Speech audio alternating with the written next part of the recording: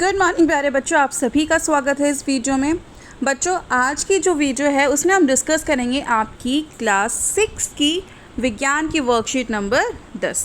ठीक है, आप सभी जानते हैं कि हमने लास्ट टाइम क्या पढ़ा था बच्चों। भोजन की हमने देखा था कौन किससे खाता है, इसके बारे में हमने पढ़ा था। और आज से हम आपका न्यू वर्कशीट मीन्स आपका जो चैप्टर है, चैप्टर की शुरुआत करने जा रहे हैं।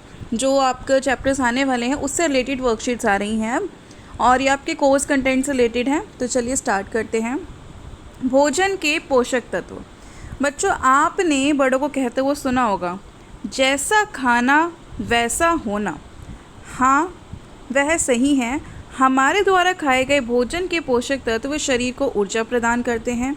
हमारे भोजन में बहुत सारे पोषक होते हैं, जैसे कि कार्बोहाइड्रेट, प्रोटीन, वसा, विटामिन, खनिज, लवण, रेशे। ये सभी हमारे क्या होते हैं बच्चों, खाने का हिस्सा होते हैं। तो जैसा खाना वैसा होने का मतलब है कि बच्चों हम जैसा खाएंगे हमारे शरीर की वृद्धि वैसे ही होगी। लगा लीजिए हमने वसा बहुत अधिक मात्रा में खाया तो हम क्या हो जाएंगे, मोटे हो जाएंगे। ठीक है, अगर हमारे शरीर में लगा लीजिए प्रोटीन की कमी हो जाए तो हम दुबले हो जाएंगे।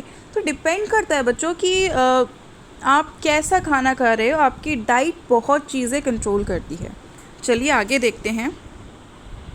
कार्बोहाइड्रेट बच्चों, अब आपके पोषक तत्व पढ़ेंगे। कार्बोहाइड्रेट क्या होता है बच्चों, ये एक भोज्य पदार्थ है जो हमारे शरीर को कैलोरी के रूप में ऊर्जा देता है, जैसे कि केला और गन्ना। केला गन्ना के अंदर या फिर रोटी चावल, इन सभी के अंदर बच्चों कार्बोहाइड्रेट पाया जाता है, आलू। और क्योंकि ये सभी क्या है बच्चों, ये ऊर्जा प्रदान करते हैं। आपने देखा होगा कि घर पहुँचते आप स्कूल से या फिर जब भी आप खाना खाते हो तो आपके शरीर को एनर्जी मिलती है ना। जैसे कि आप रोटी खाते हो, चावल खाते हो, क्यों खाते हैं? क्योंकि इसके अंदर कार्बोहाइड्रेट होता है और ये हमारे शरीर को एनर्जी प्रदान करते हैं। तो बच्चों, जैसे कि केला और गन्ना हो गया। प्रोटीन, यह हमारे भोजन में आवश्यक है क्योंकि इससे हमारी वृद्धि होती है। और हमें प्रोटीन मिलता किससे बच्चों, दूध से, चिकन से। और अगर आप चिकन नहीं खाना चाहते, आप वेजिटेरियन हैं और आपको डॉक्टर ने बोला है प्रोटीन की कमी हो गई है, प्रोटीन की कमी को कैसे पूरा करें? भरपूर मात्रा में दाल खाएं, जो सोयाबीन होता है वो खाएं, सोयाबीन या फिर लोबिया, पनीर खाएं। बच्चों, ये सभी बहुत अच्छे स्रोत हैं आपके प्रोटीन के। किसके स्रोत है? प्रोटीन के। ये सभी बहुत अच्छे स्रोत है प्रोटीन के। आगे देखते हैं। तीसरा है बच्चों वसा। वसा हमें ऊर्जा प्रदान करता है और जो कि नौजवानों के लिए अधिक आवश्यक है। और ऊर्जा मतलब जो वसा है वो किससे मिलती है बच्चों? मछली, पनीर इत्यादि। बहुत सारे जो तेल होते हैं, ऑलिव ऑयल, अगर अच्छे से बात करें ऑलिव ऑयल मतलब सरसों का तेल, मस्टर्ड ऑयल, ये सभी भी क्या बच्चों, वसा प्रदान करते हैं। ठीक है, नेक्स्ट है विटामिन। विटामिन बच्चों हमारे शरीर के लिए आवश्यक है। ये हमारे शरीर को सामान्य रूप से चलाने के लिए आवश्यक है, जैसे कि अंडा हो गया, टमाटर हो गया, इन सभी में विटामिन मिलता है। और खनिज लवण क्या होता है बच्चों, ये वह कार्य करने में सहायता करता है जो जीवन के लिए आवश्यक है।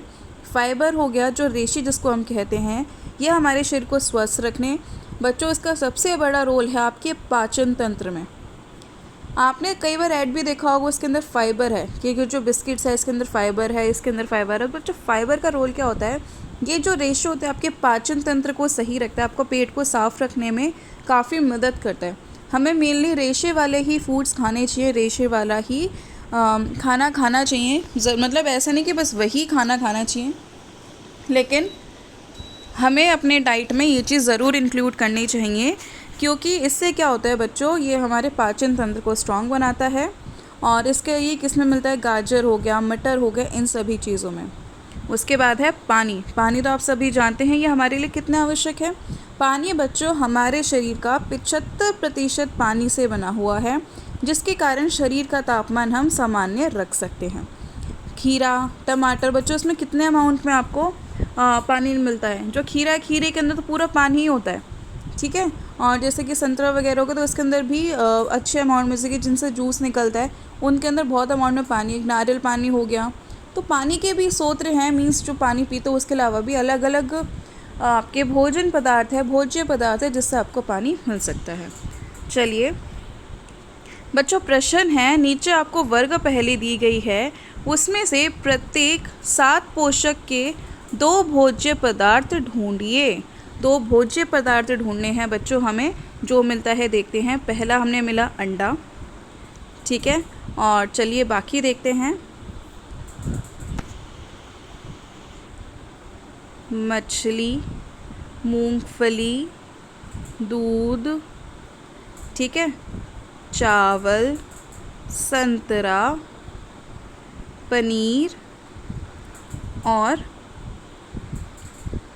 बच्चों ये जो अभी हमने देखे, तो देखिए इसका उदाहरण अंडा जो है, अंडा आपका विटामिन का या फिर वसा का या फिर प्रोटीन का हो गया, अंडा और पनीर। चावल हो गया आपका कार्बोहाइड्रेट, संतरा आपका विटामिन हो गया, मूंगफली आपका वसा हो गया, दूध प्रोटीन में आ गया, मछली प्रोटीन में आ गया।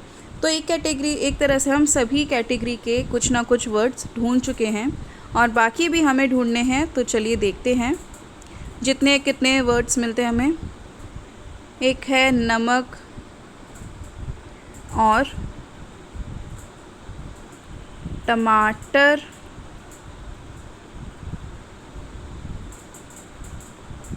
तो बच्चों ये सभी हमने वर्ड्स ढूंढ लिए हैं, ठीक है।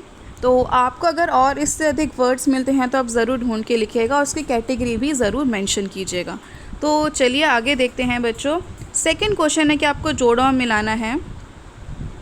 पानी शरीर का तापमान सामान्य रखते हैं, ठीक है। खनिज, यह जीवन को सुरक्षित करने का कार्य करता है। कार्बोहाइड्रेट हमें ऊर्जा प्रदान करता है। प्रोटीन हमारी वृद्धि में आवश्यक है। रेशे ना हजम होने वाली चीज़ें। ओके, तो बच्चों यही थी आपकी आज की साइंस की वर्कशीट।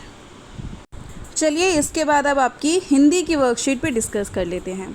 बच्चों हिंदी में आपकी आज की 10वीं वर्कशीट आई है। इसमें आपको एक गद्यांश दिया गया है, उसको आपको पढ़ना है, समझना है और उसके बाद उसके प्रश्नों के उत्तर देने हैं। तो चलिए देखते हैं। सुनिधि पहाड़ों पर घूमने गई, वहाँ उसने देखा कि एक बहुत बड़े पेड़ पर अखरोट लगे हुए। क्या लगे हुए बच्चों? अखरोट लगे हुए हैं। सुनिधि ने पहली बार अखरोट का पेड़ देखा था। पेड़ के पास कद्दू की बेल थी, ठीक है।